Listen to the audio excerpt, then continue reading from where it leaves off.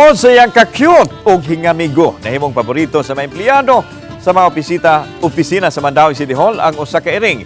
Gi-adapt na nila kini o gani gi-isyuhan og official ID. Ang report ni Nico Serino. Sulob ang iyang mini employees ID, regular nga maglibot-libot nga daw nag-roving sa lain-lain nga opisina sa city government kining maong iring. Mao kini si Amicus, ang office pet sa pipila ka City Hall offices. Paboritong suruyan niya ang Extension Building sa City Legal Office, Housing and Urban Development Office ug bisa ng PIO o Information Office nga may laingan sab ang tawag sa mong iring, si Pio. Pipila ka semana na kini nga magtambay sa mga opisina, maong daw sa gi-adopt na lang sab kini.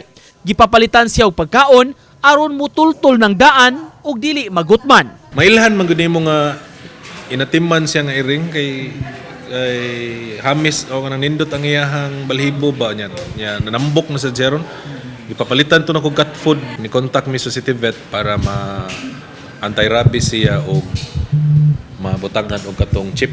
Sa kabisi sa trabaho, ang ubang mga empleyado daw sa ma-relax ug mugaan ang pamati kung maabot na si Amicus nga kanunay anda mohangop o gustong magpahikap o magpahapuhap. Ganiha dito sudo nagpabugnaw.